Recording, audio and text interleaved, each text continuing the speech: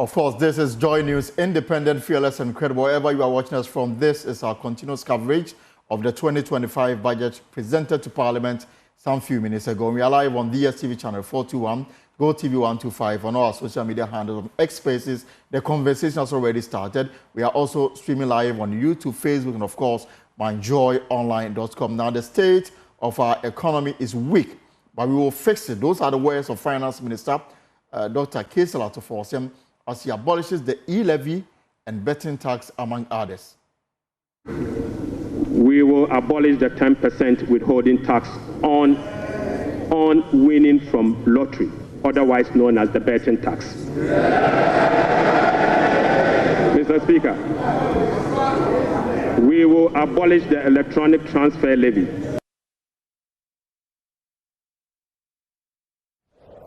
Also, government uncaps the Ghana Education Trust Fund as Get Fund, unlocking 4.1 billion cedis to finance the free senior high school program, as it ingests additional 3.5 billion Ghana cedis to further boost the initiative this year of 2025. The overarching concern about free secondary education has been its quality and the absence of a dedicated sources of funding. His Excellency President John Dramani Mahama has resolved the funding challenges by uncapping the Get Fund. And of course, for the very first time since independence, government introduces a monthly allowance for assembly members nationwide, as Majority Caucus in Parliament hails this as a transformational move. Of course, the minority leader criticizes the budget statement, calling it uninspiring and lacking clarity on the government much-touted 24-hour economy initiative. These and many more other stories we are focusing this afternoon as we build on the budget of 2025 presented to Parliament some few minutes ago, as we engage interest groups on what they make of it and also get reactions from Parliament and across the country. My name is Elton Broby.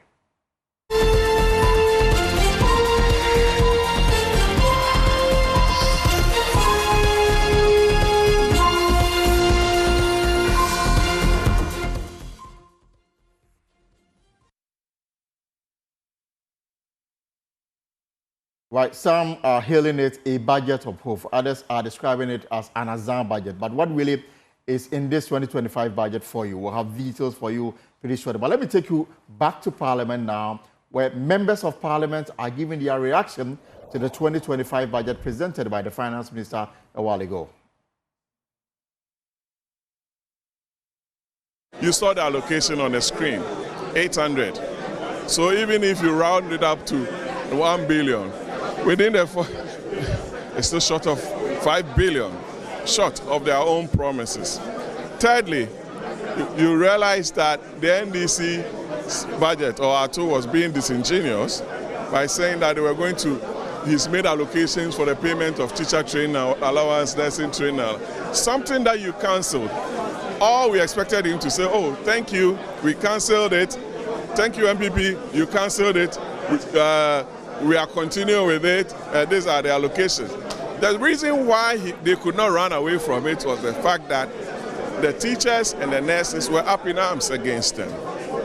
You heard the Minister of Education's comment on it, very inconsistent with what the Minister of Finance said. So something has got to give, and they had to run away to follow the program.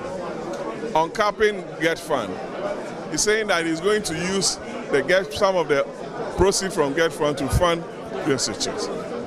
Free SHS is funded from the goods and services budget of the government. It's from the ABFA, you understand? So if you uncap, we expect that you use the proceeds to continue with some of the infrastructure projects, especially the dotted school projects and infrastructure on our campuses. Then you can achieve an overall objective, because that is the aim and the principles underpinning the setting up of the Get Fund. Thank you very much. Thank you very much. Honorable Lawyer Bachman, I mean, you've also heard from the MPP side. They believe that this is not a budget, anything in it to be excited about. I don't think that you expect anything short from that. because they have destroyed the economy. They have brought the economy to a halt, and the government has come and said that I am going to reset the economy. You see, if you want to see that a government is a good government and is on course, the government should be transparent, should be honest, should be pragmatic and meritorious. And that is what His Excellency John Dramani Mahama stands for. You could see that the promises that His Excellency John Dramani Mahama gave about scrapping many of the nuisance taxes, he did so. He has promised that he's going to ensure that teachers' allowance, nursing training allowances are restored. Even that which they were touting, that he was going to cancel about the free SHS, this is the time that it is even going to be enforced, and enforced very well, that our children are going to enjoy a better education. They are going to have books, they are going to have sanitary pads, that's the girls. Our Women Development Bank is coming. Especially the assemblymen who are down there, who ensure that the decentralization is effectuated. He says that they are going to be given allowances, and he has given it to them.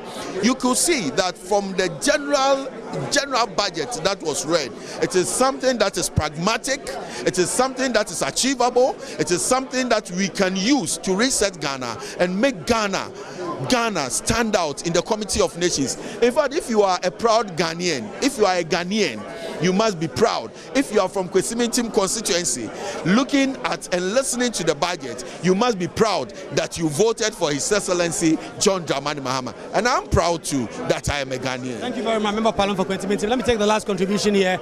Honorable Ampofo, yes, I always forget your name. I mean, we've been hearing from your colleagues in the MPP. They say that there was nothing in this budget, it was an Azar budget, and that even the nice part, they wanted you to be kind enough to appreciate what the previous government did. Wow, thank you very much. My greetings and regards to all Ghanaians this afternoon. You could see that from campaigning time, what is in the manifesto that President Mahama promised to do. In the SONA, he repeated the same thing. In the budget, Finance Minister is also repeating the same thing. That tells how consistent the party NDC are, or President Mahama is. He's an experienced man. He did it before, and now he has come. So all what he's saying is going to be practical, because experience is the best teacher. This budget is a hope budget. Budget of hope in the sense that it cuts across. The youth are going to benefit, women are going to benefit, young girls are going to benefit, students are going to benefit. Those interested in agric, they are also going to benefit, because we are going to put money in the agric sector to reform the agric sector. So if you are youth and you are interested in agric, you go there, definitely you're going to get something, you're going to get money. Our apprenticeship program, we're putting money there to help the youth, to boost them, to enable them do their work carefully or skillfully, and then come out and get money. Look at the first year students, tertiary. We are going to pay their fees. Therefore, it's very good initiative, because most parents find it difficult to pay their students' fees or their world fees during the first year university. So this is a budget of hope. Women's Bank, we are putting money there to help our women to start up with something. You know, women are very good in taking good care of money. Therefore, it's a budget of hope. Thank you very much. Thank you very much, Honorable Ampofo. And so, a lot of mixed reaction coming in following the presentation of the budget by Dr. Kassil Atuforsin. He's been outlining some really interesting points. For instance, the government formally has now decided to abolish E-levy. The E-levy is gone. Of course, not yet. It means you pay E-levy today. But ultimately, at the end of this month, when the Appropriation Act is passed and all the enabling legislations are dealt with in Parliament, you will see E-levy gone. You will not see the betting tax. You will not see the emissions levy. You will also not see VAT on motor vehicle insurance. And then they also have a comprehensive strategy, according to the Finance Minister, to reform VAT and a structure that will lead to the abolishment or the abolition of the COVID-19 levy. He's also been talking about allocating $242.5 million to support victims of the Akosombo Dam spillage. There have also been a $290 million city to commence the distribution of sanitary pads to girls' children and an allocation of 499, almost 500 million, for the no fee policy for level 100s, and that ultimately almost 685 million Ghana cedis to pay for teacher and nursing trainee allowances, specifically 203 million for teacher trainee allowance and 480 million for nursing trainee allowance, 100 million Ghana cedis to pay a monthly allowance for assembly members.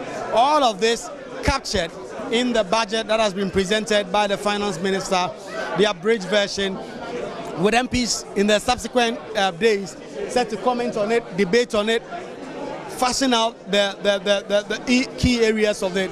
We've heard from the former finance minister, Dr. Mohamed Amin Adam, who is now the ranking member of the finance committee for the NPP side, explaining why he believes that this budget did not realize some of the key issues. Speaking to Kojo Pankuma also, he says Ghanaians should not be so excited about the allocations because, in his words, these are audio money. Until these monies are disbursed and the funds get to the appropriate agencies, people should not be excited about amounts of money that have simply been allocated. And ultimately, what will matter most is the disbursement and the releases that will be made. So it's been a day of varied responses, varied interpretation. The minority and majority side putting political spins to what has been an interesting day in Parliament, with both the minority and majority leaders also ultimately commenting on this, which has led to the adjournment of the House. The House will return tomorrow at 10 o'clock a.m. and then ultimately we'll get to see whether the House will decide to start commenting on the budget, or perhaps we'll take some time for now. My name is Kweku Asante from Parliament House, and we've been giving you all the details from all that has been happening. Right, let me speak briefly to the Deputy Minister for Roads, designate Suhuyini. Alastair Suhuyini, yes. I mean, we've heard from your colleagues in the majority side who said that this budget does not inspire hope, and that the allocations, despite being nice and all, these are audio money until you actually release these funds to go to the people. That's certainly a genuine point, because you've served on committees, you've been ranking. Well, you presented reports to the House on budget, and you say little has been actually released to these ministries and agencies. Yeah, you know, they will know more about audio money because they actually spent a lot of audio money. Unfortunately, they left behind, you know, unimaginable debts, you know, in various sectors of the economy. So they know more about audio money. But I can assure you that the NDC government, led by His Excellency President Mahama, is determined, and will plug all the loopholes and raise the needed revenue to cater for some of these most important issues that influence the people of Ghana in the decision that they made on December 7 last year. Look, I am inspired by this budget, one, because for me it provides hope for the teeming youth to realize that it's not all politicians who say things simply because they are politically sweet to win elections, and that there are some group of politicians like His Excellency John Dramani Mahama and the NDC that when they say things on the political platform, they actually mean to carry those things through when they have the opportunity to govern. And that is why I am particularly excited that the E-levy has been scrapped as promised, the betting tax has been scrapped as promised, there's provision made for the Women Development Bank, there's provision made for the Youth Apprenticeship Program, there's provision made for the Big Push. I mean, these were things that were germane, you know, in the last campaign. And many were of the view that we may come, especially as a result of the indebtedness that we are having to deal with, to, you know, amend the promises and renegotiate the terms. But His Excellency President Mahama, through the Finance Minister, has given the strongest indication yet that all these were important issues and they remain important and they will be implemented. So we will raise the needed revenue. Look, when we talked about removing the betting tax and others, many projected that it was going to lead to revenue losses, and that those revenue losses may impact on the government, intention to spend on other projects. But see how the Finance Minister answered that question with the issue of tax refunds. Many economists didn't see it coming, I bet you. I have spoken to some colleagues on the minority side who have admitted quietly that that is a smart thing to do, and that if these tax refunds, we take advantage of that, we will make up for the shortfall that would have come as a result of the repeal of these taxes. Roads, big. You see the questions Agboja has to answer just to a month and a little over a month in office. There's been a good allocation. Of course, the minister talks about how to deal with the debt at the roads ministry. But are you satisfied that your ministry has the needed revenue to be able to deliver? Because every day there are people all over the country complaining about poor state of roads in the country.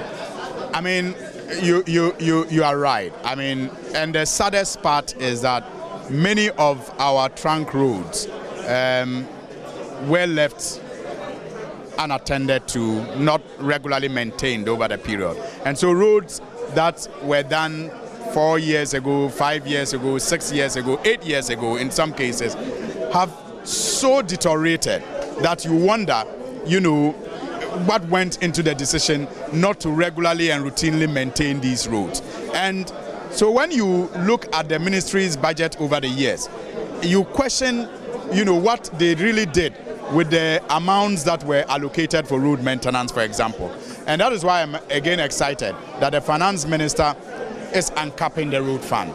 And this will make available about 2 billion Ghana cedis for the road fund. And he has also indicated that that must strictly go to road maintenance, and I'm happy and excited about that. I'm very confident in the leadership of my minister, Honorable Kwame Agbodza, and he is someone who is also very passionate about preserving state assets, and so he's going to ensure that these monies are actually put to good use in maintaining some of these roads that have been left abandoned for a very long time, leading to massive deteriorations. I'm also excited about the 10 billion Ghana cedis, 13 billion or so that is made available for the Big Push, because if you look at the Big Push projects, many of those projects are road infrastructure projects. It will enable us to start some of the most important roads across the country. For example, the orbital roads and some of the trunk roads linking some of our regions. And I'm very hopeful that investors and other developers will take advantage of the invitation to partner government through the PPP program to build some of the very needed roads across our country. Thank you very much, Honorable Sweeney. Before we go, let me speak to the Honorable Member and get his thoughts also on the budget. A lot has been said about this budget and political division, both sides, whether it's a good budget or not. Much has been said. Thank you, my brother. I'm Emmanuel Kofi Ntekune, MP for Pro West. Yes, you were here when they presented the budget. For me, just like many Ghanaians today are inspired, and we have a greater sense of hope now and for the future. We have never seen this before, and His Excellency John Dramani Mahama has proven to Ghanaians through presentation of this budget that politicians are not the same. Some say one thing, and when they come into power, they abandon what they promise. If you listen and watch carefully, you will have realized that all the policies that we championed during the campaign time, all those policies have been touched. I'm particularly happy because you today should be rest assured that jobs are coming on their way. All the sectors, health, primary health care was touched and allocation has been made. When we talk of Mahama Cares, some section of Ghanaians were saying that it will never happen. Today, it is seen. Right, so live pictures from Parliament House, the presentation of the 2025 budget statement. The entire document will be made available to Parliament shortly, where debates on the estimates and, of course, what government really intends to do as far as funding of projects for 2025 will be made known to members of Parliament. Then the passage of the appropriation bill at the end of it all will not give government the legal backing to spend for beyond from April 1, 2025. But let's talk about a very important matter that came up during the presentation. On the free senior high school program, the minister reviewed 3.3 billion Ghana cedis has been budgeted for the smooth running of the policy, plus additional 4.2 billion cedis from the uncapping of the GET fund. Listen to him. Speaker, the overarching concern, Mr. Speaker, the overarching concern about free secondary education has been its quality and the absence of dedicated sources of financing. His Excellency President John Dramani Mahama has resolved it. Mr. Speaker, let me take this again. The overarching concern about free secondary education has been its quality and the absence of a dedicated sources of funding. His Excellency President John Dramani Mahama has resolved the funding challenges by uncapping the GET fund. Mr. Speaker, this makes available dedicated funding for full financing of free senior secondary school education and free tertiary education for persons with disability. Mr. Speaker, therefore, Capping and Realignment Act will be amended to uncap the Ghana Education Trust Fund. Mr. Speaker, this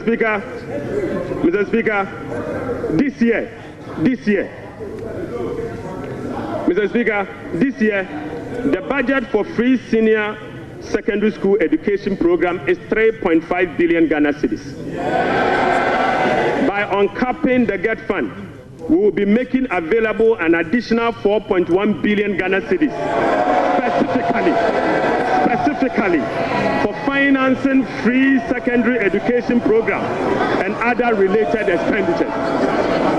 Mr. Speaker, aside the uncapping of GET fund, we have also absorbed the debt service made up of interest and principal from the Dache bond that GET fund contracted.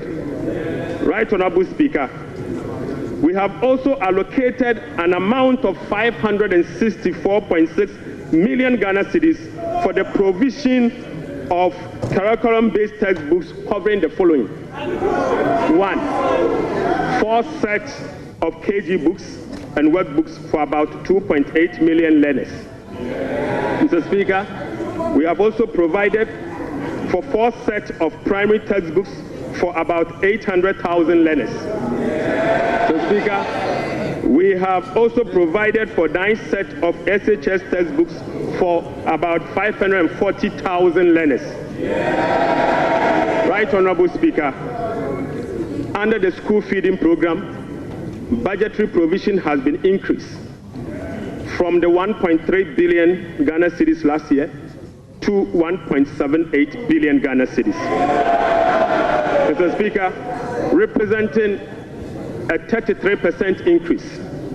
The allocation for 2025 reflects an increase in feeding costs per meal, per child, from the 1 cedi 50 pesos to 2 cedis, representing 33.3%. Mr. Speaker, the government has also allocated 145.5 million Ghana cedis to the capitation grant, up from 84 million Ghana cedis in 2024. This is an increase of 73.4% over the previous year. Mr. Speaker, we have also allocated 203 million Ghana cedis for the payment of teacher training allowances and another 480 million Ghana cedis to nursing training allowances. Right, so that is the bite on the education sector, not the entire sector, because we don't even know how much in terms of allocation is going to the Ministry of Education. Those details will come up soon. And we're going to make meaning of all the figures that we've been told today by the Finance Minister, Dr. KCL Atuforsen. But let's stay a little longer on the education sector. And let me bring in the president of NAGRAT, Angel Kabono, who joins me via phone. Mr. Kabonu, good afternoon. Welcome to the Pulse. First, your impressions of the budget presented to Parliament today, at least the statement. Well, I think it's okay. The presentation was clear. The time, 1 hour, 40 minutes, was okay. And I thought Parliament was also very composed, so we all could listen to the details clearly. Because you are from the education sector, we are yet to be told how much in terms of allocation is going to the ministry.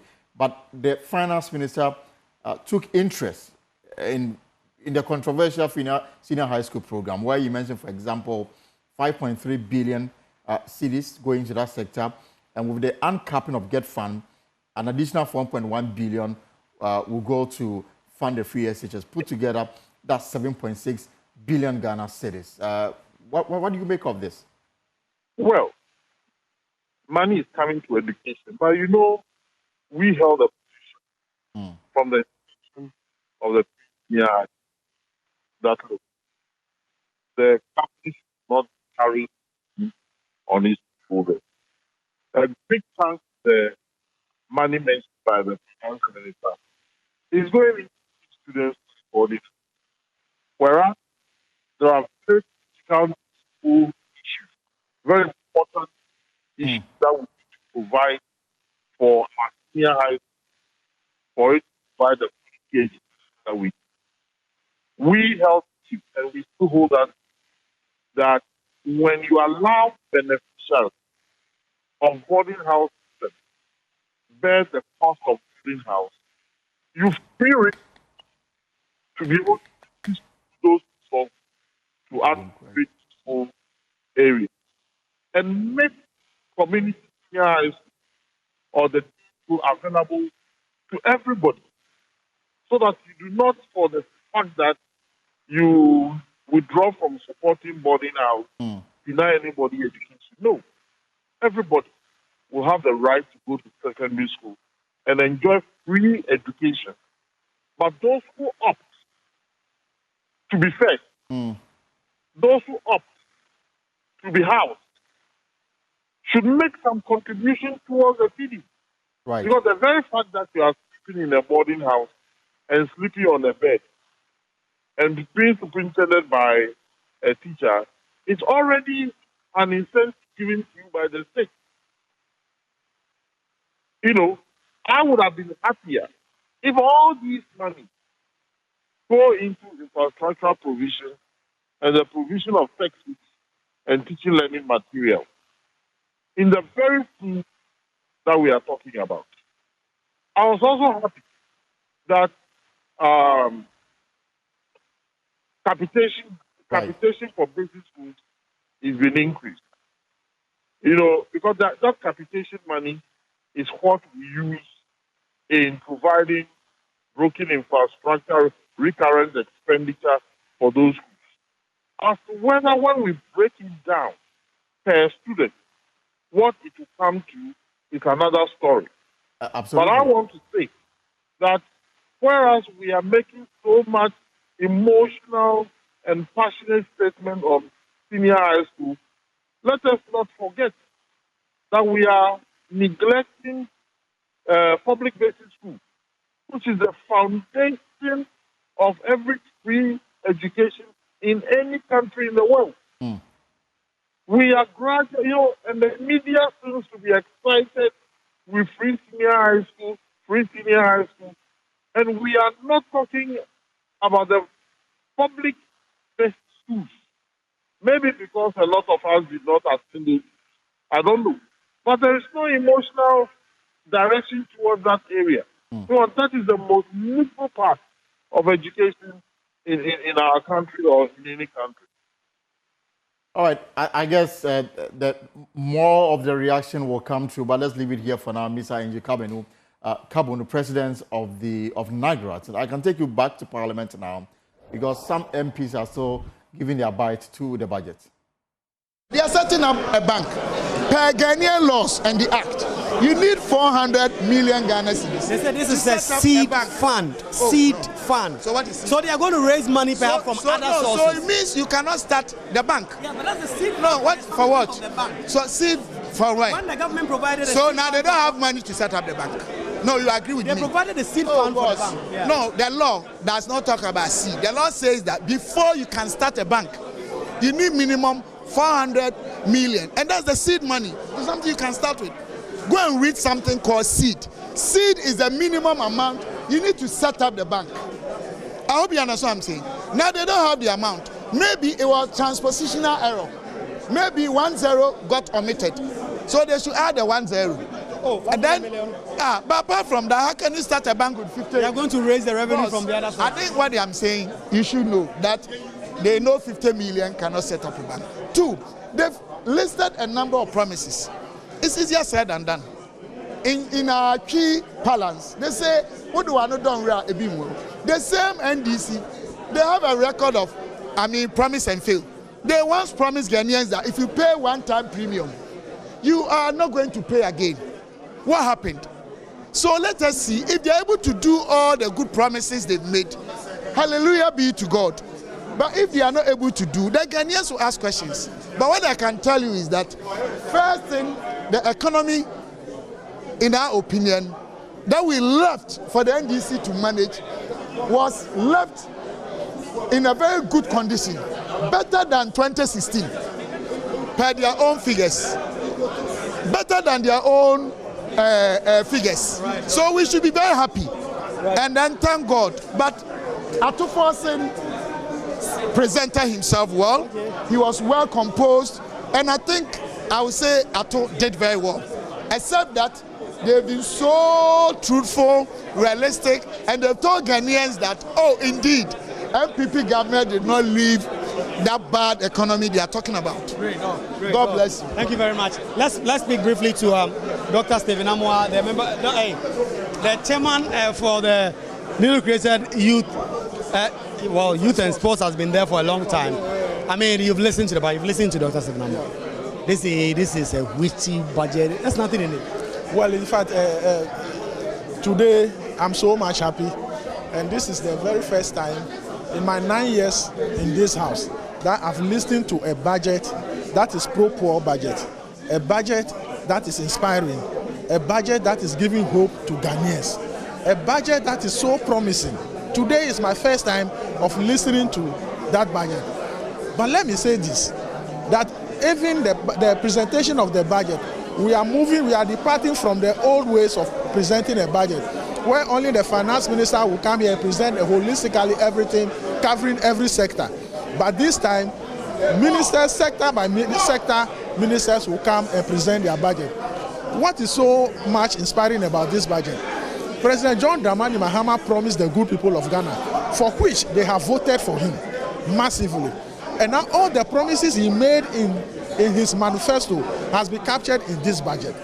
President John Dramani Mahama says he was going to dedicate $10 billion into infrastructure. That is the big push.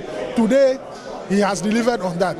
He said he was going to scrap the E-levy. Today, it's been abolished. The emission levy, today, it's been abolished.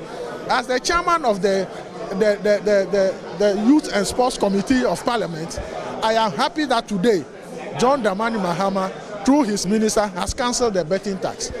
A tax for something that the youths are engaged in, that not that we are all happy about it, but because of unemployment, you cannot tax those things as well.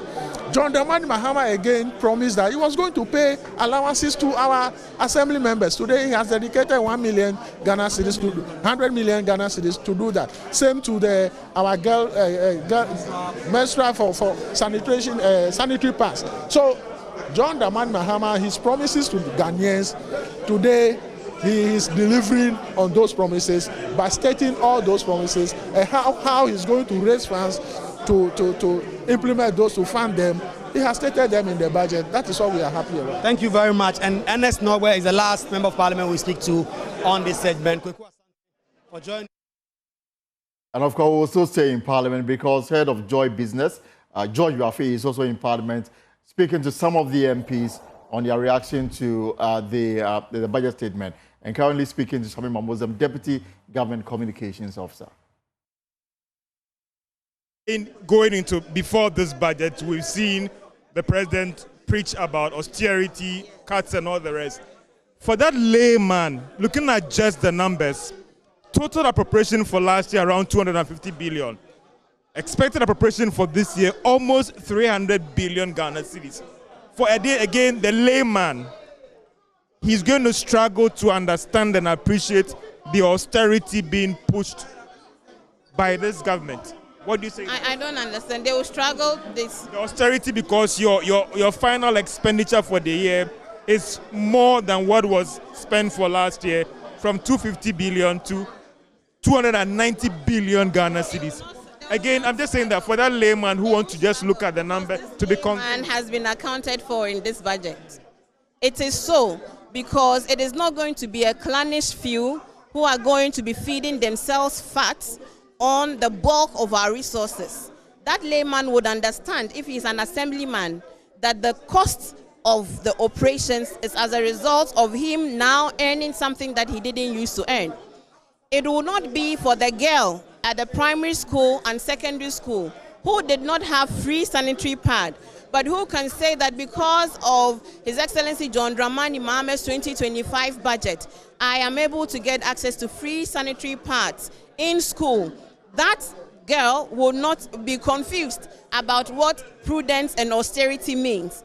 It will not be shocking for the woman whose capital has been eroded by the mismanaged economy of the previous administration, who can now walk to a banking service, a development banking service, and is able to access 500 Ghana cedis, 1,000 Ghana cedis to operate her fruit tabletop business. It will not be shocking if this woman hears that this is what, austerity means. It will not be shocking to the nurses who will be receiving their allowance. It will not be shocking to the first-year students who would get their monies that they have paid for their academic fees back. It will not be shocking to them.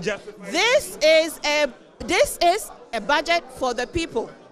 This is a government sensitive to the needs of its people, and in a non-discriminatory manner is ensuring that whatever we are able to raise as a government must be distributed fairly and equitably, that all the different demographics benefit from the government purse. I think that is so noble and ideal that we must all support it.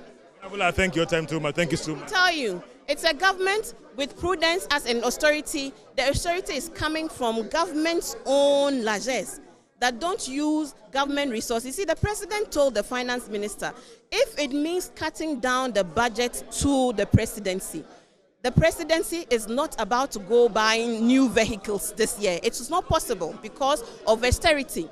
The president has reduced his ministers to 60. That is austerity and prudence. The president has advised and directed all public officers, including his appointees, to be prudent in the use of public resources and to ensure that there is no wastage. That is austerity. The austerity starts from the personal sacrifice of the president to the personal expected sacrifice of all appointees. As for the general mass, they must be and earn part of this of the economy, and that's what we hope to achieve with your support. Thank you so much. Thank you. Thank you.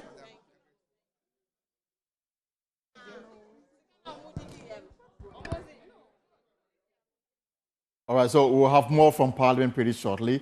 The former information minister will also be providing his perspective on the 2025 budget. But the key matters that have come up so far, government is expecting a total revenue and grants of 223.8 billion Ghana cedis, or 17.2% of GDP, up from 186.5 billion, or 17.4% of GDP in 2024.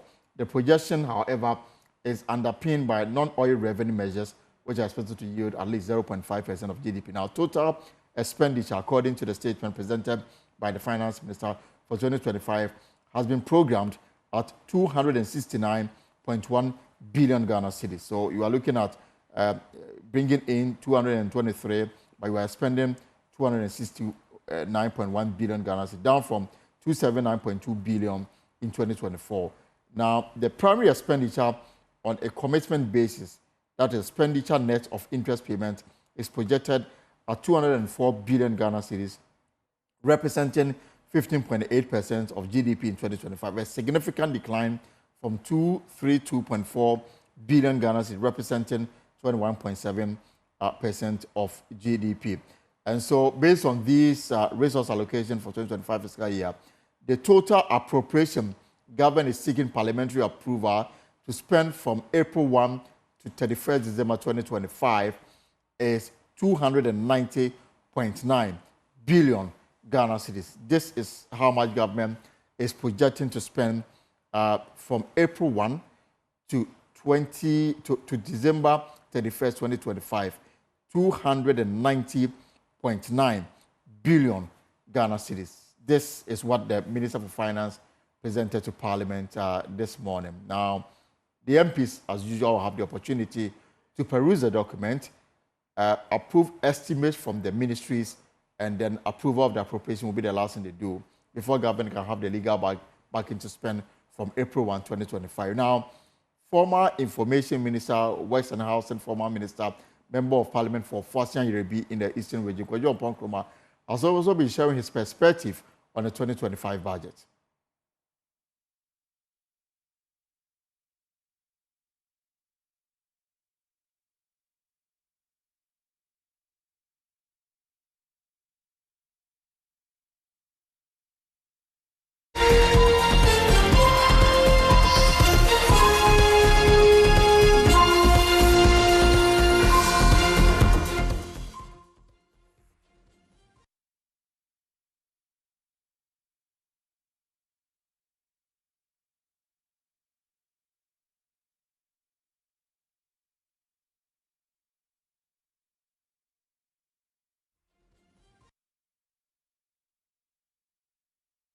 Welcome back, and of course, the biggest news this afternoon is the 2025 budget statement presented to Parliament and the content therein. Now, a few minutes ago, I walked you through the expenditure and the revenue government is projecting to receive in 2025, the expenditure and the appropriation, all amounting to 290.9 billion Ghana cedis. Now, but what are some of the key findings? What are some of the key issues that came up during the presentation by the Finance Minister, Dr. Kassiel Atofors, and my colleague Kofi J is in the studio with me.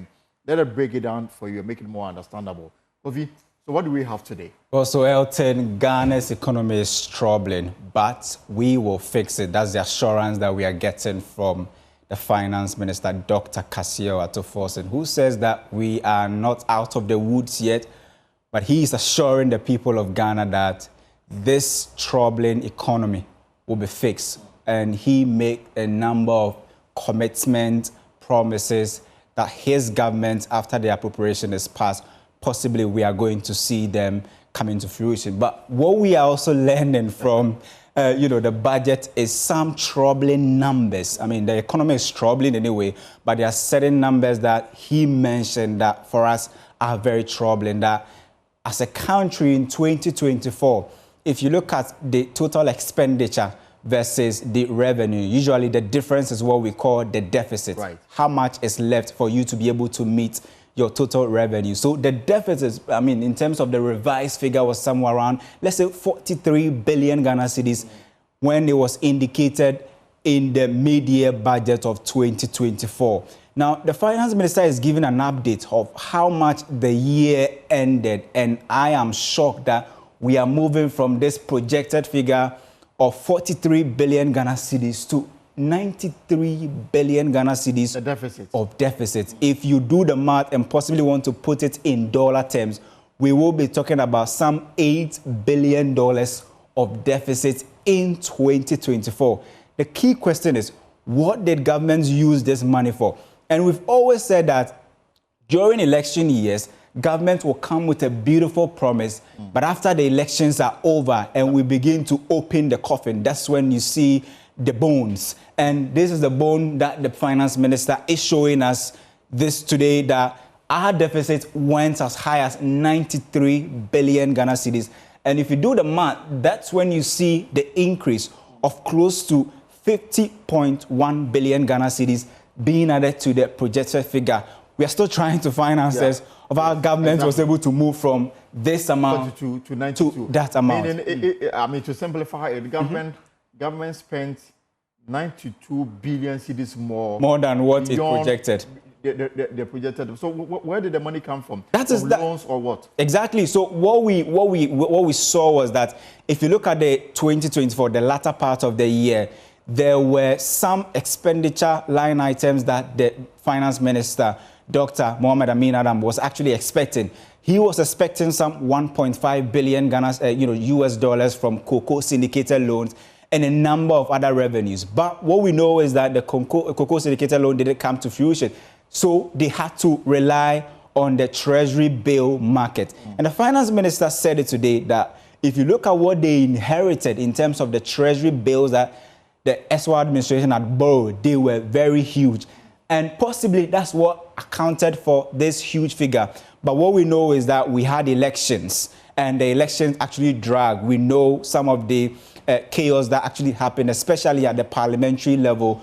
And when we saw the EC budget that was running in excess of 300 million Ghana cedis, we said that this would definitely go above the scheduled figure of more than 300 million Ghana cedis. Now we are learning that we spent close to 93 billion Ghana cedis, more than we even projected in 2024, especially in an election year. I mean, look at it this way. I mean, in the same 2024, the latter part of 2024, government undertook a lot of commissioning of projects. Exactly. Flyovers, roads, others. Could this explain, in fact, where the funding came from? That is very spot on. Very spot on. Especially if you look at the General Hospital, for instance. The finance minister was very categorical that this is a hospital that is not going to be funded by anybody. Government itself will find money and finance the hospital. We've been looking at the status of the hospital, although it's not done yet, but you can see that the infrastructure work, I mean, we are at a very appreciable level, and you wonder how government was able to raise that money to fund the hospital. What we were told was that at the latter part of the year, the fourth quarter of the year, because of the restructuring exercise that we did, most of the road projects were stalled. But it was interesting to see how government was able to finish almost all the roads. I mean, you can talk about the commission them, the flower pot interchange. I think there was the Obechebi Lamte, and a number of them that were actually commissioned. And the key question was, how did government find the money to pay? And also, we know that government also had to find some almost 6.9 billion, I think, Ghana cedis to pay, those who had bought the bonds and had suffered from the restructuring, and government had to pay them because there was some sort of commitment. All of those monies possibly added to the high deficit we are seeing. So now we are seeing the true picture. The true picture of how 2024 ended. Now, in fact, this for me is also very huge. Before you move on, you know, when we pass the public financial management bill, there's a provision that says that if a finance minister goes beyond a certain threshold, that finance minister can be liable for prosecution. Exactly. Now, with this expenditure, this deficit, that is way above the 5%. It's way above the 5% of the previous year's GDP. That is accepted. The last time the law was abused and we looked the other way was the fact that we were in COVID era and then certain things were sidestepped. Now, in this case, the finance minister then, Dr. Amin Adam, obviously went beyond the 5% threshold, meaning that he put himself in a position where he could be held liable for overspending. Well, so in this period, you have twin finance ministers. You had the former finance minister, taking the first part of the year, and I think Amin Adams coming in later. And in fact, this really goes beyond the 5% threshold that has been set in the law. And it will be interesting to see how we are going to go about it. The finance minister said that it was beyond, but never said anything about some of the actions they are going to take in terms of getting those who were involved possibly punished. Because this, I remember when Kenneth Ofori-Atta assumed office in 2017, and he was being asked about revenue and expenditure and how government is going to close the gap. he said, I think around that time they had introduced the law and all of that, and he said he knows that if he goes beyond that, his job will be at risk and he could be punished for that. But it turns out that he spent almost close to 7 years in office and was never punished for overspending. Interesting to see how that the last year of the NPP administration, how deficits have ballooned. In fact, when the IMF, they come back to town again for the April review, which is just a month away, they will be exposed to the true picture of the country's deficit. It will be interesting to see the kind of stories that the current finance minister and the BOG governor will tell them in terms of the expenditure. But this year, again, they're estimating a similar figure of 43.8 billion Ghana cedis in terms of deficit. We are not done with the year. But they say, so it will be interesting to see how when 2025 ends and the finance minister is about to present the 2026 budget, the kind of true picture he will paint about the deficit in terms of, the difference between revenue and expenditure. He's looking at 43.8, spending 43 more. And then, I think it ties in with total revenue and grants, 223.8 billion. And then total expenditure, 269. So meaning we'll spend more than we'll receive. Yeah.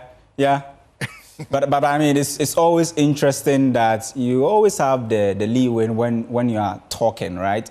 But in terms of implementation, when the reality dawns on you and all the commitments you have made. Exactly. And we were counting the number of commitments. It's in excess of 24. And that will cost the state some 54 billion Ghana cedis. It is interesting to see how the finance minister will find money to do that, talking about allocating almost 100 million Ghana cedis to, assembly members in terms of their allowances and all of that. Some of these things are novel. We've not seen them in our budgets. But, I mean, looking at the kind of deficits, they've been able to find a nice way to stay within the belt. But the discipline will always come maybe after the first half of the year, and it's coming to Parliament for the mid-year budget. It will be interesting to see if he will ask for supplementary budget or he will decide to stay within his means.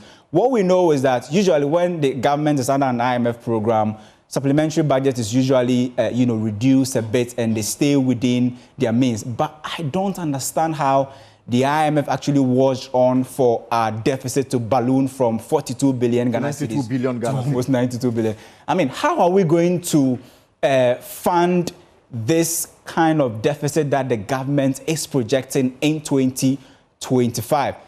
He said that, look, we know that we've been shut out of the international capital market, but we still have the multilateral organizations or agencies who are still with us. So we are expecting some $720 million from the IMF, some $600 million from the World Bank, all of them coming together to support this year's budget. Zero from the African Development Bank. Exactly, African Development Bank. Why? Because their funding ended in 2024. Yes. They were very instrumental in supporting the government when we went into that deep economic crisis in 2022 and we had to go for the IMF program in 2023. They supported the 2023 budget with some $60 million and $44 million for the 2024 budget. But just like you put it, it will be zero this year and then zero next year. So we possibly don't expect any sort of funding from the African Development Bank, but we have the assurance from the World Bank and the IMF that we'll get some money. And we did the math and we realized that out of the $3 billion bailout package from the IMF, we have actually withdrawn some $1.9 billion already. And the amount left at the moment is around $1.1 billion. We'll take some $720 million this year and the remaining in, I think, $380 million next year. So that tells you that the money we are possibly getting from the IMF is taking a nosedive. Yes. And he made mention of the strategy behind the DDEP program and how we moduled the debt servicing obligation. And he said that it looks as if 2027 and 2028 were actually programmed to be debt servicing years. And I think 2026 too is also part. But if you look at all of these problems and how the IMF, loans to us taking a nosedive, the World Bank and everything, as whether next year government will be negotiating for a top-up IMF program and whether they will be requesting for more money. It won't be, new if they decide to do that. The NPP administration did same in 2018, 2019. For an extension. Exactly. They did an extension of the program. And we understand that there are, sub-Saharan African countries who are also negotiating for an extended period of the IMF program. Kenya is doing so after benefiting from more than 6 billion, bailout package from the IMF. They are saying that was not enough. They are looking for another form of program from the IMF. So we don't know if government is going to do that. But in terms of the deficit, we are all painting a picture of. The finance minister said that they are looking at both the T-bill market and the bonds market to finance this. T-bill market, we know that the rate has come down. But when you speak to experts, some say that the strategy is that the IMF expect that government should gradually come back to the bonds market this year, starting next quarter, and it should be gradual and carefully executed. Now, the government is saying that they will come back to the market, but definitely, if you are reducing the T-bill rate, you are making that market less attractive. So it means that if you are introducing the bond market, you need to come up with very lucrative interest rates for people to be able to go into that market. Because already you are rejecting a number of bids in the treasury bill space, and people are saying that what is the alternative for investors? For if you are an investor and you are watching us in the local space, governments will be relying on you heavily to finance their deficit. They are supposed to start, coming back to the the domestic bond market coupled with the treasury bill market. And when you talk about abolishment of taxes and abolishing taxes, he has affirmed or confirmed that all the taxes they promised in their 2024 manifesto will go. Now, at the moment, they still use the word "we will." We will.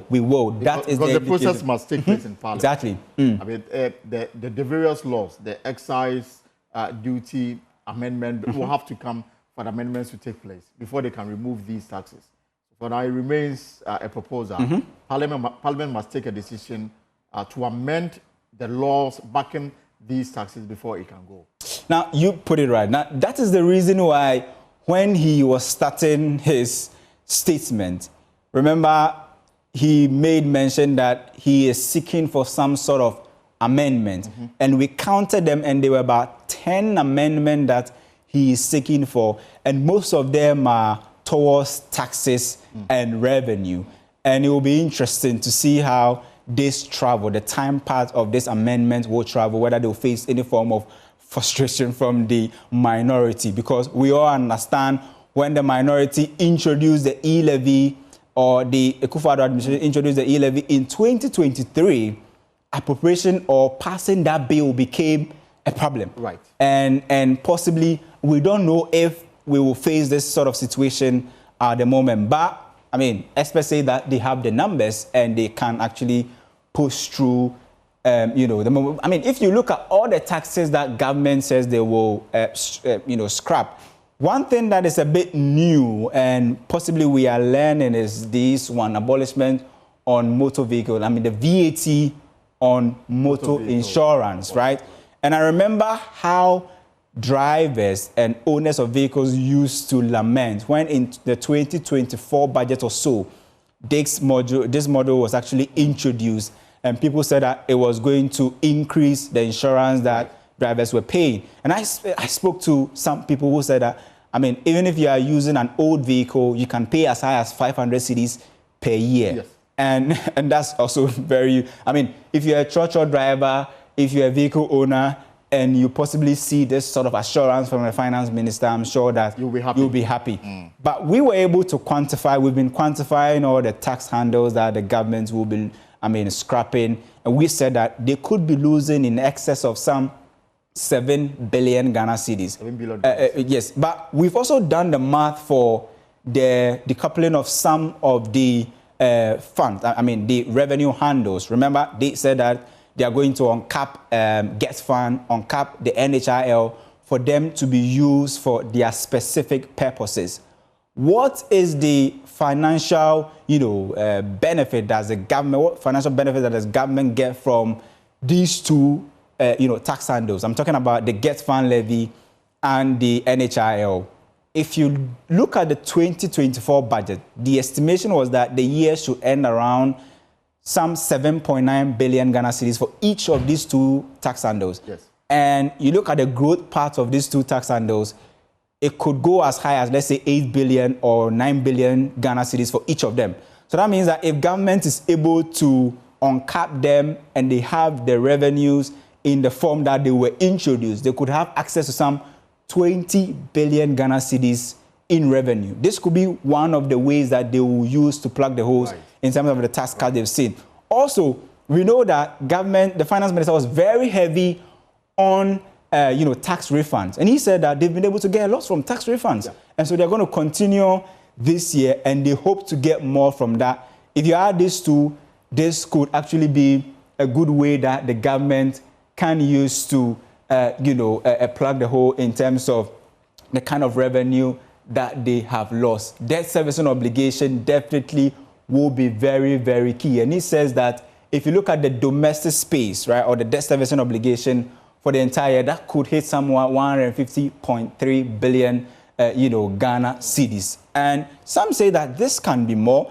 I mean, you only have this beautiful or less picture on the screen because you are anticipating that inflation will be low and the cedi will perform well against the dollar. But if the cedi begins to misbehave, you definitely have to pay more. Might pay more. We thank you so much, and I guess there'll be more for us to chew on in the hours and days to follow, because this is this is government economic plan for the year 2025. And of course, every sector of the economy is mentioned here. Now, let's shift to the energy sector, because as part of key interventions that announced by the finance minister, ECG and NEDCO will lead metering efforts with private sector participation, whilst gas supply will be increased to capitalize on cheaper energy source as government finalizes IPP's negotiation. Additionally, the Public Utilities Regulatory Commission will implement quarterly tariff adjustments starting in the fourth quarter of 2025. And this is what the finance minister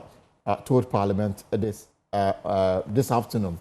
Now, let me bring in Anna Mwesi. He is an energy expert for his take on the energy sector as presented in the budget statement by Parliament. We'll also be speaking to Mr. Setchum Akwabwa to gauge his mood on industries and what the takeaway that they got from the 2025 statement presented by the finance minister.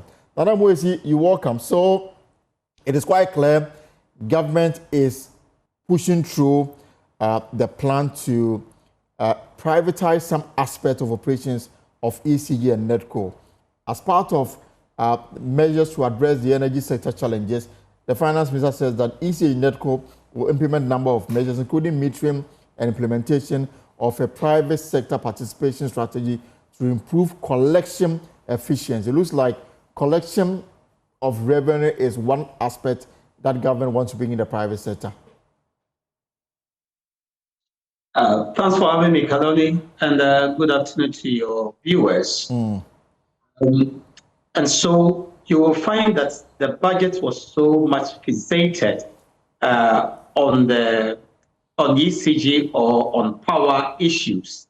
It tells you the kind of probably seriousness government attaches to these issues, because the revenue leakages and the inefficiencies in the ECG, and by extension NEDCO, as what is probably bringing us to this point of erratic power supply. And until we solve that leakages or the gap, of course, we have said that we'll have to do so for quite an extensive time. And so saying that government want to introduce private sector participation into the operations of ECG and that of NEDCO for purpose of metering and also introducing some revenue mobilization aspects tells us that, of course, government is serious about these issues. And until we address the issues, we'll still have to solve. Private sector, as we know, is able to inject some level of efficiency That is largely missing in the public sector. We also understand that the private sector will also introduce some form of funding to support, investments in particularly the ECG, the biggest distributor. And so it's a situation that we welcome, and it's a very good step that government has taken. But clearly, the challenges in the sector is quite huge. In fact, the energy minister before the presentation of the budget told my colleague George Wiafe that the debt in the sector alone is about 80 billion Ghana cedis. Now, according to him, the West African gas pipeline, they've already reduced the gas supply to Ghana because of a $20 million debt that has yet to be dealt with. The IPPs, ENI, all of them threatening to stop supply unless government is able to come to pay part of the debt that they are owed. So clearly, this is a matter that threatens the very survival of the energy sector. What for you should be the immediate steps government can take to address what we don't want to see, doomsday returning in the country? Well, debts are not only owed to gas distributors or suppliers. It is also owed to the gas transmitter, WACO. It is owed to the transmitter of the power net, GRIDCO. VRA is owed, GMPC, almost everybody within the stream, including the IPP. So right from fuel supply through transmission and to the level of power generation, everybody within that stream is owed. And if we don't correct that situation, I'm sure you very much understand that we'll have issues at hand. Once in a while, they threaten shut down or not dispatching their assets or operation. Once in a while will shut down its valves and will not move the natural gas, and gas will squeeze the flow of gas. IPPs will come and tell you we'll shut down our plants. I'm sure that engagement and constructive one, open to dialogue, is key to address some of these issues, because for sure government will not have money at every point in time to clear these debts or at once to clear. That's why it is stated clearly that in 2024 alone, the Ministry of Finance had to call something in excess of 20 billion Ghana cedis to support the energy sector. And it's also estimated that into this year, it's projected that government will spend close to 35 billion to solve the issues in the sector, probably to pay all these distributors. But then let's correct the inefficiencies in the UCG and also the NETCO so that we reduce the deficits and we'll be able to pay our suppliers. Because if any of these guys chooses not to dispatch its operation, of course, we've lost power. And then my final question on the energy sector for you, Nana Boesi, is the fact that at the National Economic Dialogue, just about a week or some few days ago, the finance minister in his presentation to the gathering, and also collaborated by the energy minister, they made reference to the fact that consumers cannot continue to be burdened with increment in tariff to address the weakness that ECG or the inefficiencies that ECG is saddled with. Now, here's the case that, according to the energy minister and the finance minister at the dialogue, ECG is only able to collect 64% of power sold to consumers, meaning that it looks like the technical loss or is gone beyond the 25 or the 30%. Now, here is what government is seeking to do to cure the inefficiency that ECG is saddled with. PURC will continue to implement quarterly tariff adjustment to reflect changes in inflation exchange rate and generation. PURC would also undertake a major tariff adjustment, which will be due in the fourth quarter of 2025 to reflect capacity charges, additional liquid fuel usage, and additional CAPEX. For me, listening and then reading through this, it looks like, again, I've been asked to pay more to address the inefficiencies that ECG is saddled with. I don't think it's fair. Well, first, not directly that you are going to pay for the inefficiencies in the ECG through tariff adjustments. But then, if ECG is unable to collect the revenue, and Ministry of Finance have to intervene, it means that your money that you have contributed in the form of taxes and margins and levies, which could have been directed towards health or education, will have to be cut to pay the players in the industry for the inefficiencies in the ECG.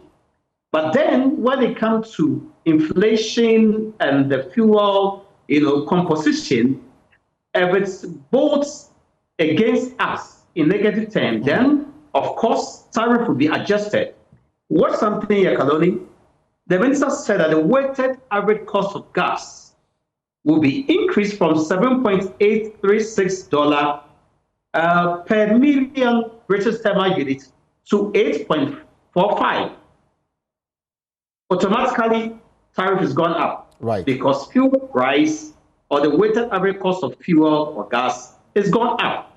If inflation goes against us, of course, we are going to pay for more. So these are some of the indicators that we need to watch that could lead to an adjustment or upward adjustment in electricity. All right. I guess in the days to follow, we'll digest this more. But for now, let me appreciate your time, Nana Mwesi, for your contribution on the 2025 budget statement. Let me bring in Samson Asaki Awingobet. He is with the Importers and Exporters Association of Ghana. And of course, Dr. Joseph Obim, the president of GUTA. Good afternoon, gentlemen, and welcome to the pause. Right. So, yes, let me start with you, Dr. Obim. I mean, yesterday when we spoke, we were quite clear that E-levy, COVID, and the likes should go. Now, the process to have these tax measures scrapped has already started. Yet to be put before Parliament for them to consider it, amend it, and then take them off the books. But government has given it intention to abolish these taxes. And I'm guessing that that is a welcome news for GUTA. Yeah, definitely. The fact that some taxes have been removed goes well for the business community. With this removal of E-levy and emission tax, for instance, means that emission tax is on the petroleum levy, and it will go in a way to put some money into the pocket of traders in terms of transportation and all that. And then the E-levy is for money transfers and other transactions. But the major thing that we're looking for is the VAT and the reforms. Right. And so, as it has been promised that we are going to have the reforms, that's where we have the significant impact.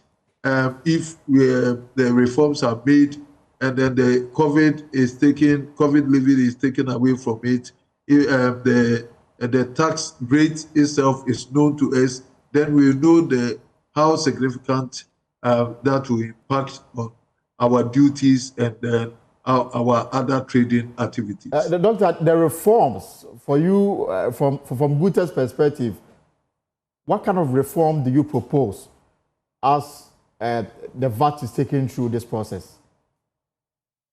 Yeah, so we have always advocated for simplicity of the tax, affordability of the tax, and the uniformity of the tax.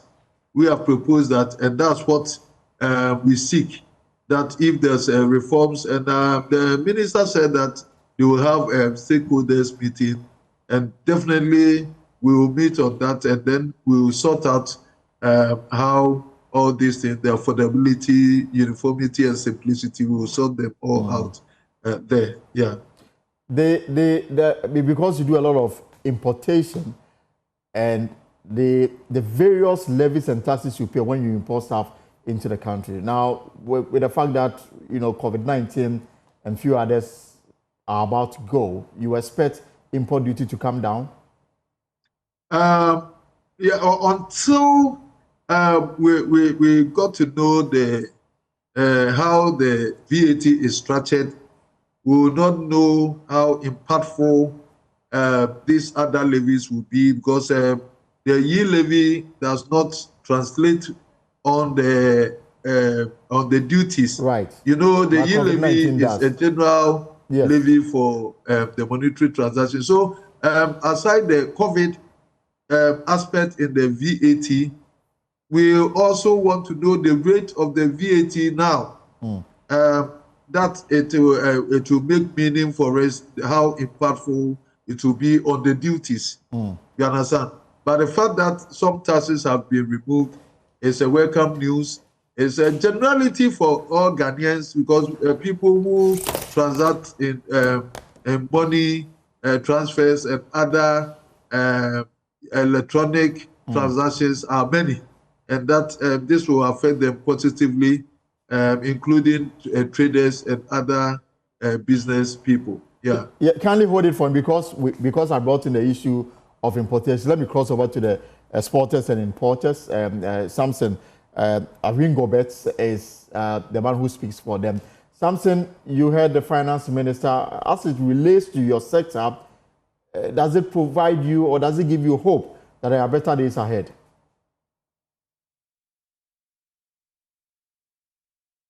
If you can unmute for me, Ms. Awingobet.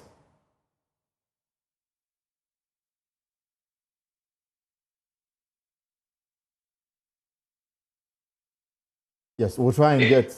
Yes. Thank you very much. Can you hear me now? Yes, I can hear you. Please go on. All right. Thank you very much. Let me say a very big good evening to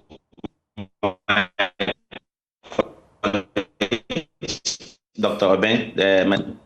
We, the finance minister, we must applaud him. A very noble guy. Before the statement that he made today, he himself walked to the market, and his deputy, incoming deputy minister, they all went to the markets and then had interacted with the market women and could feel the heat right there. And that, I'm sure, that constituted an informed decision in the way and manner in which the package, the budget presentation made today. I will say that this budget have really come to relieve the business community, because if you see an importer, one importer COVID levy alone, sometimes ringing up 20,000 and above, that could help the importer to even transport his goods to his warehouse, even pay laborers to discharge, and even can remain some amount of money to even pay his workers at the end of the month. And so it is a very huge relief to the business community. Another aspect that the finance minister was very practicable is, we've been talking about since the inception of the previous administration, the Akufo-Addo, Excellency the President Akufo-Addo government, former president government, the finance minister at the time, he coupled the GET fund and he coupled the health insurance. It becomes a cost that we've been asking. You calculate the import duty, you have, yes, come in. You have to come. No, please go on. We're having difficulty stabilizing your connection, but it's better now. Please go on. Good. So as I'm saying, so you can imagine that all the time you see this kind of duplication of calculation of duties in the port. So when I heard that, I said this is a relief, a very huge relief. Then of course he also want to do the plan rate for the business. We'll get Mr. Awingobet to work on exempting this on his internet so that we can have a better connection. But let me bring in Dr. Joseph Oben. So, Doctor, my final question to you. One of the main concerns for importers is stability in the forest, and that for you is a major issue. Now, the finance minister says they are working to bring down inflation and also stabilize the forest markets. Are these enough? Or just like you've always been insisting, we should have a ceiling in terms of the forest so that your profit is not eroded by the depreciation of the cedi? Yeah, and so that was the when we said that we needed the dollar to be pegged for the purposes of duty payment.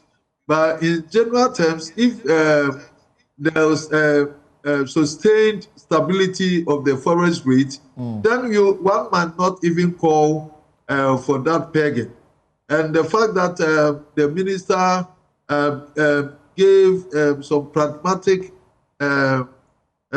measures to control the foreign exchange fluctuations, then of course it inspires hope that probably we can have a sustained forest regime. If that is done, then of course even the need to have the dollar peg may not even be necessary. Because if there's continuous fluctuations, that's where you want it to be pegged so that you'll be able to stabilize the prices and also be able to predict your business and all that. So in that sense, because I heard him saying import substitution maybe for the medium term, and then the good board having been set is also going to help reduce the pressure on the forest and all that.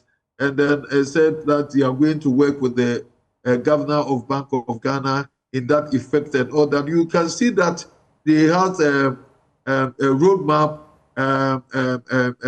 that you go through to make sure that we are able to stabilize the city and strengthen the city. It's very important if you're able to do some of these things and then be able to ensure stability in the local currency, then of course we've gone very far. This is going to trigger down the inflation, is going to trigger down interest rates and all that. So stability of the local currency, as he assured and gave measures to deal with it, is very important also for us. Thank you so much. Dr. Joseph Abin is president of the Ghana Union of Traders Association, GUTA. Now let me bring in another key driver of the Ghanaian economy, that's Ghana Industries. And this president, Seth Chuma Kwabwa, joins me. Mr. Kwabwa, good afternoon and welcome to the Pulse. Good afternoon. I'm not the president, I'm the CEO. Thank you so much for the correction, Mr. Kwabwa. So, did the presentation meet your expectation? Well, I think I see a lot of effort to bring confidence into the system, especially at the macro level, because for us as industries and businesses, macroeconomic stability is key.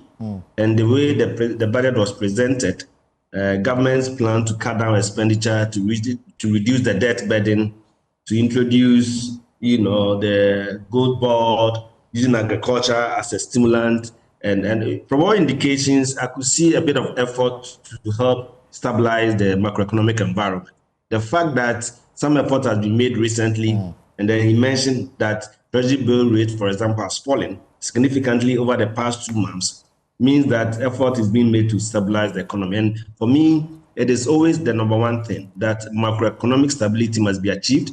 If that is good, then it can help companies to plan and plan ahead. So that for me was very positive. There are other areas that were equally important that was mentioned. One of them that I really want to emphasize, even though there were no figures provided and there were no clear direction as how it's going to be done, the mere fact that it's been mentioned for me is very positive. And that is the fact that government procurement will be used to promote made in Ghana goods. Right. We are producers of made in Ghana goods. So if government says, I'm going to use my procurement system to ensure that we procure more of the made in Ghana goods, that for me is positive. Of course, the budget doesn't have all the full details, and that is something that I would like to engage government on, because we have ideas as to how this can be done. For example, using the public procurement system and ensuring that some products, we may not say ban, but I mean, for government, using government tax revenue to procure, you can restrict it to made in Ghana products. So that's also positive. There was a talk a bit about the 24-hour economy. Yes. Of course, again, no so much details provided, but I want to believe that the engagement we've had with the government advisor on the 24-hour economy shows that they're going to look at the value chains. And so that for me is also quite positive. There is one thing that is not very clear to me in terms of trying to mobilize revenue. because government is taking out some levies, some taxes, and say one of the ways of recouping some revenue is to reduce the refund from 6% to 4%. That needs to be interrogated a little bit because we need to be clear on it. What we don't know, the data we don't have as we speak now, is that the refund, what has been the amount of claim that has been made by the private sector? Right. Because the refund is excess of payment of taxes. So they are asking for a refund for tax that they have paid. Some comes in the form of exports, where people export. There's export rebate that they need to get. So we need to be clear. Is the 4% sufficient to pay for all the claims? If it is, then the reduction from 6 to 4% is justified. But if it isn't, and he mentioned that over 12 billion or so refunds were not paid. Is it that it was due to bureaucratic and administrative and technical challenges, or government decided not to pay at all, or it is that there was no need for it because people didn't make that claim? If that is a reason, then it's justified to reduce it. But if indeed people have applied and you haven't paid it, and you say you are reducing it, then that's problematic because then you'll be denying exporters who have exported and need their refunds to plow back into their business. So that aspect has to be interrogated a bit to be sure that indeed what government is saying is consistent with what businesses are also expecting. So these are a few thoughts. Yeah, just one thing that also captured my mind, and I know that energy is a key driver as far as industry is concerned. Now, when you hear that PRC will go ahead with its quarterly review of tariff, and then that we should expect a major one in the fourth quarter of 2025, that should give industry some cause to worry, because energy clearly is already expensive. Now you are being put on notice that you should expect something bigger coming soon. Well, that definitely could be of concern. But again, as you say, the devil's in the detail. We need to discuss that.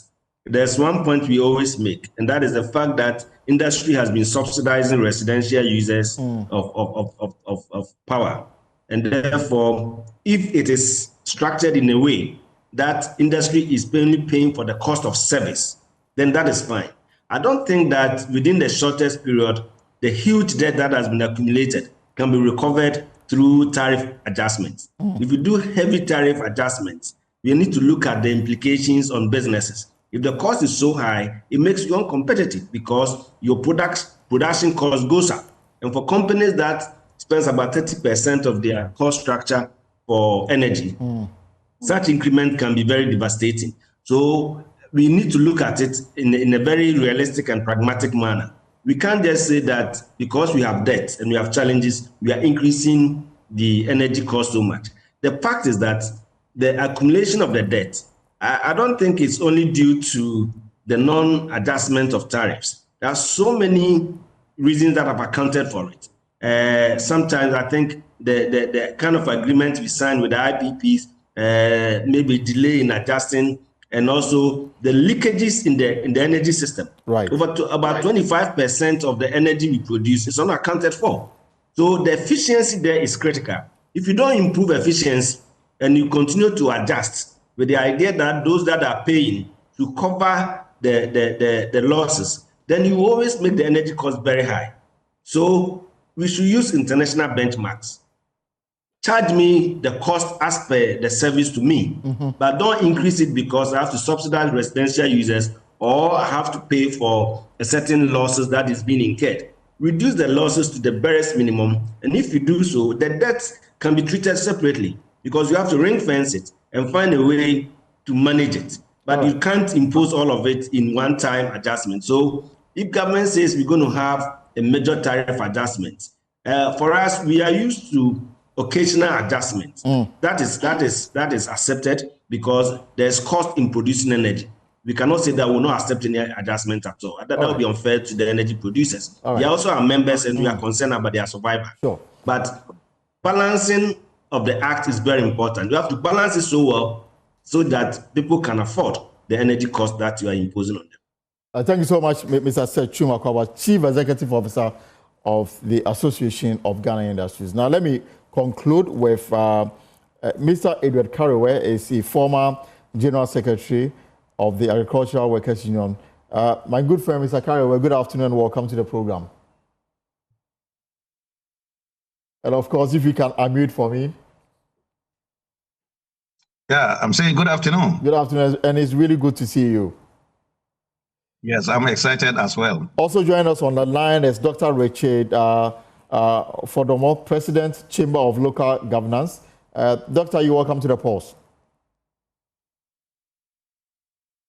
All right, so Mr. Karewe, so you heard the minister speak. There's a provision on the agricultural sector. Even before the budget presentation, government strategy to revamp the sector has been made known to us, from the president to the minister and the NDC's manifesto. Now, some seal of a stamp was given to it today by the presentation in Parliament today.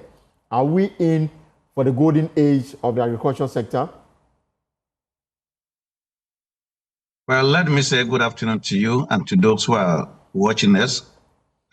Certainly, if the golden age is determined by what we have heard today and what we've heard before, then of course I would say yes, we are in for the golden age. But I think that it goes beyond just the policy level. The difficulty will have to do with implementation. But if you look at the budget, it speaks to the heart and minds and expectations of Ghanaians. You know, it also addresses, it's also a pro-poor budget, largely.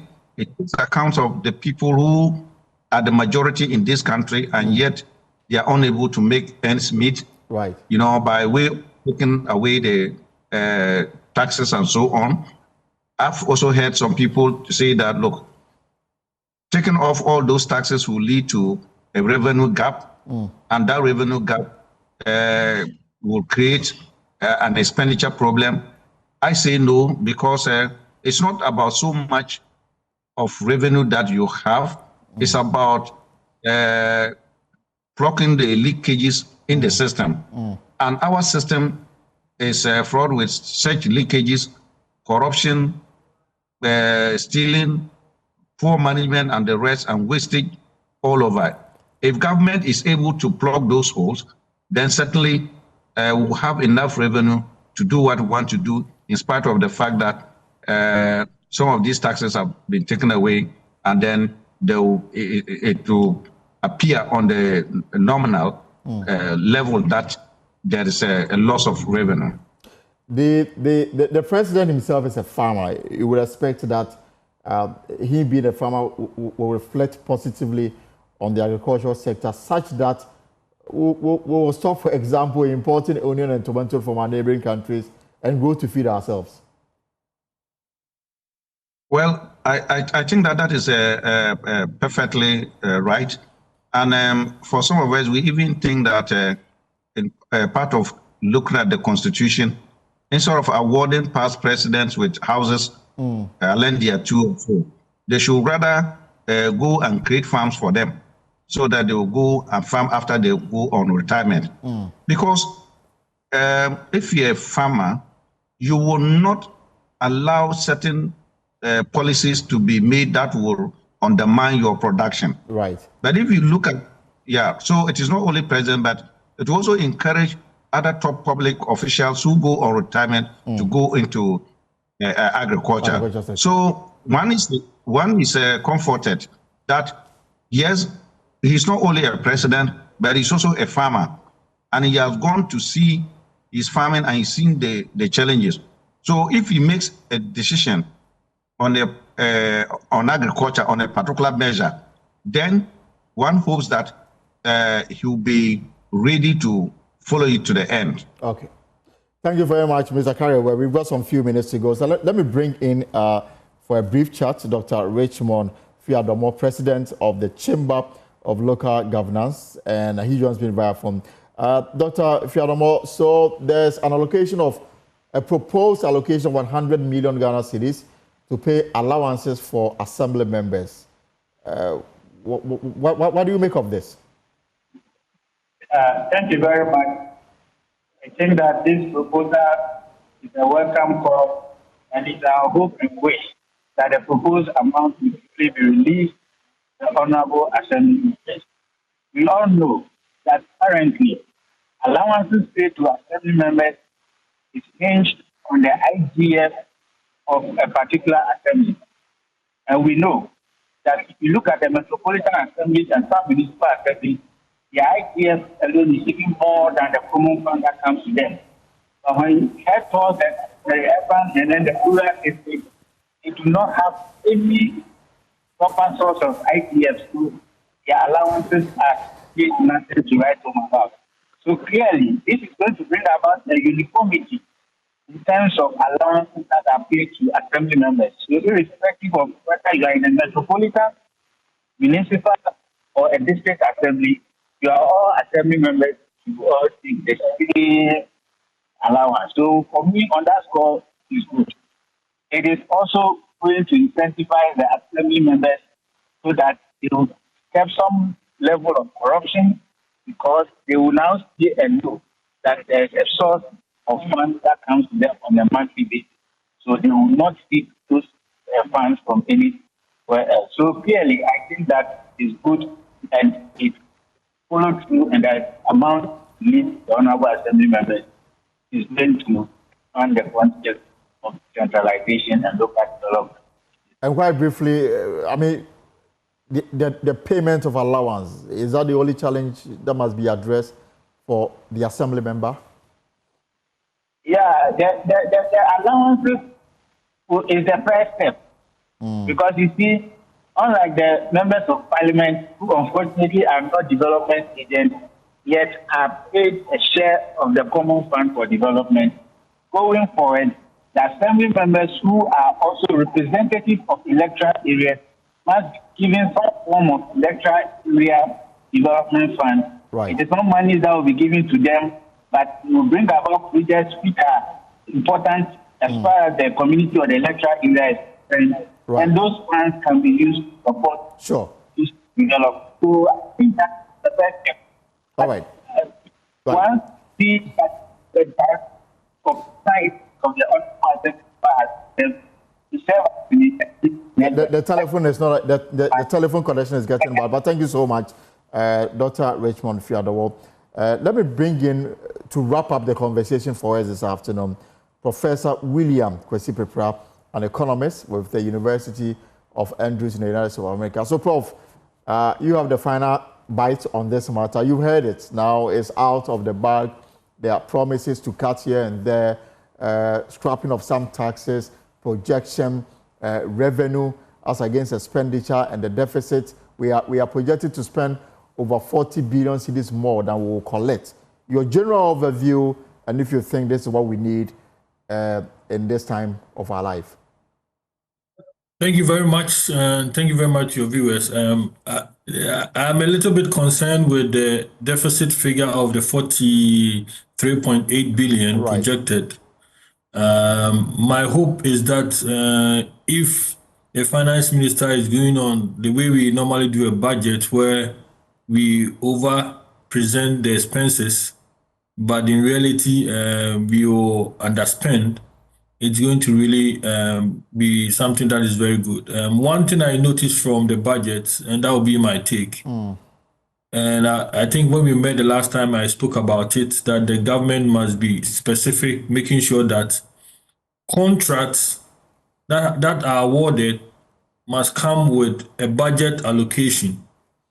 And I heard him clearly saying that he's going to come back to Parliament to review the PMF Act, and they are going to make commencement certificate and budget allocation a mandatory requirement for budget payments. Right. This is a mark of discipline.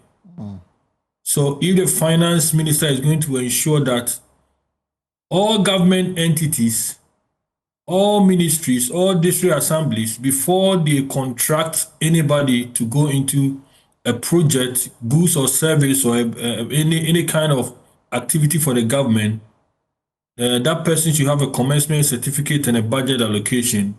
is really going to help the country. My fear is that sometimes government itself may override this condition. So I'm praying that, as he's mentioned, he's going to bring this revision to Parliament to make this a mandatory requirement before payments are made, and to ensure that this is done is really going to help. And this will address the procurement breaches that the internal audit agency of Ghana has been reporting over years. If you look at their report, the over 30 billion, 20 billion infractions that they normally report in a year, all sum up to procurement issues.